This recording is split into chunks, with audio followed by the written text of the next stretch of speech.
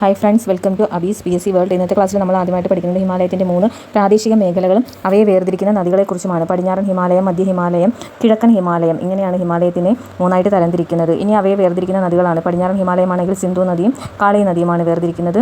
മധ്യ ഹിമാലയമാണെങ്കിൽ കാളി നദിയും ടീസ്റ്റ നദിയുമാണ് വേർതിരിക്കുന്നത്. കിഴക്കൻ ഹിമാലയമാണെങ്കിൽ ടീസ്റ്റ, ബ്രഹ്മപുത്ര. സിന്ധു, കാളി, കാളി, ടീസ്റ്റ, ബ്രഹ്മപുത്ര. പഠിക്കാൻ എളുപ്പമുണ്ട്. അടുത്തതായിട്ട് നമ്മൾ നോക്കുന്നത് ജമ്മു കാശ്മീരിൻ്റെ വടക്ക് സിന്ധു നദി താഴ്വര മുതൽ ഉത്തരാഖണ്ഡിന് കിഴക്ക് കാളി നദി താഴ്വര വരെ ഉൾപ്പെടുന്ന പടിഞ്ഞാറൻ ഹിമാലയത്തിൻ്റെ ഡിവിഷനാണ് നമ്മൾ പഠിക്കുന്നത്. പടിഞ്ഞാറൻ ഹിമാലയത്തെ 3ആയിട്ട് തരം തിരിക്കുന്നുണ്ട്. അത് ഏതൊക്കെയാണ്? കാശ്മീർ ഹിമാലയം, ഹിമാചൽ ഹിമാലയം, ഉത്തരാഖണ്ഡ് ഹിമാലയം. അപ്പോൾ പടിഞ്ഞാറൻ ഹിമാലയത്തിൻ്റെ ഒരു ഡിവിഷനാണ് നമ്മൾ പഠിക്കുന്നത്. കാശ്മീർ ഹിമാലയം എന്നും ഹിമാചൽ ഹിമാലയം എന്നും ഉത്തരാഖണ്ഡ് ഹിമാലയം, ഇങ്ങനെയാണ് തരം തിരിക്കുന്നത്. ജമ്മു കാശ്മീരിൻ്റെ വടക്ക് സിന്ധു നദി താഴ്വര മുതൽ ഉത്തരാഖണ്ഡിൻ്റെ കിഴക്ക് കാളി നദി താഴ്വര ഉൾപ്പെടുന്നതാണ് പടിഞ്ഞാറൻ ഹിമാലയം. ആ പടിഞ്ഞാറൻ ഹിമാലയത്തെ വിഭജിക്കുന്നതാണ് കാശ്മീർ ഹിമാലയം എന്നും ഹിമാചൽ ഹിമാലയം എന്നും ഉത്തരാഖണ്ഡ് ഹിമാലയം. നമ്മൾ കാശ്മീർ ഹിമാലയത്തെ ഇത്രയും കാര്യങ്ങൾ. ജമ്മു കാശ്മീർ ലഡാക്ക് പ്രദേശത്ത് ഏകദേശം 3.5 ലക്ഷം ചതുരശ്ര കിലോമീറ്റർ വിസ്തൃതിയിൽ വ്യാപിച്ചു കിടക്കുന്ന കാശ്മീർ ഹിമാലയത്തിന് ഏകദേശം 700 കിലോമീറ്റർ നീളവും 500 കിലോമീറ്റർ വീതിയും ഉണ്ട്. ജമ്മു കാശ്മീർ ലഡാക്ക് പ്രദേശത്ത് ഏകദേശം 3.5 ലക്ഷം ചതുരശ്ര കിലോമീറ്റർ, അതാണ് വിസ്തൃതി. ഇനി അതിൻ്റെ നീളമെന്ന് പറയുന്നത് 700 കിലോമീറ്ററും വീതി എന്ന് പറയുന്നത് 500 കിലോമീറ്ററുമാണ്. ഇതിൻ്റെ കാശ്മീർ ഹിമാലയത്തിനെ കുറിച്ചാണ് നമ്മൾ പറഞ്ഞുകൊണ്ടിരിക്കുന്നത്. കാശ്മീർ ഹിമാലയം ലോകത്തിലെ രണ്ടാമത്തെ മഞ്ഞുമൂടിയ കൊടുമുടികളും താഴ്വരകളും മലനിരകളും നിറഞ്ഞ കാശ്മീർ ഹിമാലയത്തിലെ പ്രധാന പർവ്വത നിരകളാണ് കാരക്കോറവും സസ്കറും, ലഡാക്ക്, പീർ പഞ്ചാൽ. ഏതൊക്കെയാണ്? കാരക്കോറം, സസ്കർ, ലഡാക്ക്, പീർ പഞ്ചാൽ തുടങ്ങിയവ എവിടുത്തെ കാശ്മീർ ഹിമാലയത്തിലെ പ്രധാന പർവ്വത നിരകളാണ്.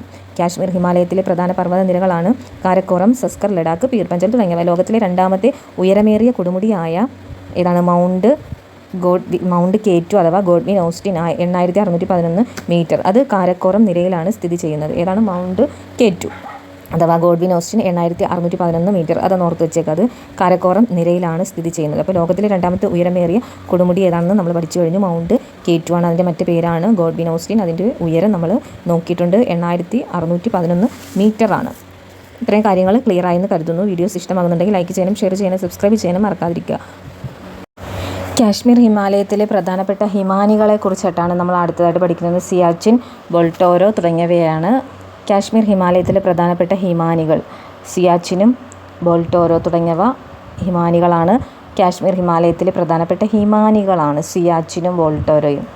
സിന്ധു നദിയിലെയും അതിൻ്റെ പോഷക നദികളായ രവി, ജലം, ചിനാബ് തുടങ്ങിയവയിലും വർഷം മുഴുവൻ സമൃദ്ധമായ നീരൊഴുക്ക് സാധ്യമാക്കുന്നത് ഈ ഹിമാനികളാണ്. അതൊക്കെ ഒന്ന് ഓർത്ത് വെച്ചിരുന്നാൽ മതി. ഏതൊക്കെയാണ് ഹിമാനി എന്നുള്ളതാണ് ഇമ്പോർട്ടൻറ്റ്. സിയാച്ചിനും ബോൾട്ടോരോയുമാണ്. അടുത്തതായി നമ്മൾ ചുരങ്ങൾ എന്താണെന്ന് നോക്കാം. പർവ്വതങ്ങളുടെ ഇരുവശങ്ങളെയും തമ്മിൽ ബന്ധിപ്പിച്ച് ഗതാഗതം സാധ്യമാക്കുന്നത് പർവ്വതങ്ങളിലെ ചുരങ്ങളാണ്. അപ്പോൾ ചുരങ്ങൾ എന്തിനാണ് സഹായിക്കുന്നത്? പർവ്വതങ്ങളുടെ ഇരുവശങ്ങളും തമ്മിൽ ബന്ധിപ്പിക്കുന്നു, അവിടെ ഗതാഗതം സാധ്യമാക്കുന്നു, അതാണ് ചുരങ്ങൾ. ഓക്കെ. പർവ്വതനിരകൾ മുറിച്ച് കടക്കാൻ സഹായകമായ സ്വാഭാവിക ഇടങ്ങളാണ് ചുരങ്ങൾ. അപ്പോൾ ചുരങ്ങൾ എന്താണ്? പർവ്വതനിരകൾ മുറിച്ച് കടക്കാൻ സഹായകമായ സ്വാഭാവിക ഇടങ്ങളാണ് ചുരങ്ങൾ. പീർ പഞ്ചാൽ പർവ്വതനിരയ്ക്ക് കുറുകെയാണ് ബനിഹാൽ ചുരം. പീർ പഞ്ചാൽ പർവ്വതനിരയ്ക്ക് കുറുകെയാണ് ബനിഹാൽ ചുരം. ഇത് ജമ്മുവിനെയും കാശ്മീരിനെയും തമ്മിലാണ് ബന്ധിപ്പിക്കുന്നത്. ജമ്മുവിനെയും കാശ്മീരിനെയും തമ്മിൽ ബന്ധിപ്പിക്കുന്നത് ബനിഹാൽ ചുരമാണ്. ഇതെവിടെയാണ് കാണപ്പെടുന്നത്? പീർ പാഞ്ചൽ പർവ്വതനിരയ്ക്ക് കുറുകെയാണ്. ഇന്നത്തെ ക്ലാസ്സിൽ നമ്മൾ വളരെ കുറച്ച് കാര്യങ്ങൾ മാത്രമേ പഠിച്ചിട്ടുള്ളൂ. ഹിമാലയത്തിൻ്റെ 3 പ്രാദേശിക മേഖലകളെക്കുറിച്ച്, അതിൽ പ്രധാനപ്പെട്ട ഒന്നായ കാശ്മീർ ഹിമാലയം, അതിൻ്റെ കുറച്ച് ഭാഗങ്ങൾ മാത്രമാണ് നമ്മൾ ഇന്നത്തെ ക്ലാസ്സിൽ പഠിച്ചത്. ബാക്കി ഭാഗവുമായി അടുത്ത ക്ലാസ്സിൽ നമുക്ക് കാണാം.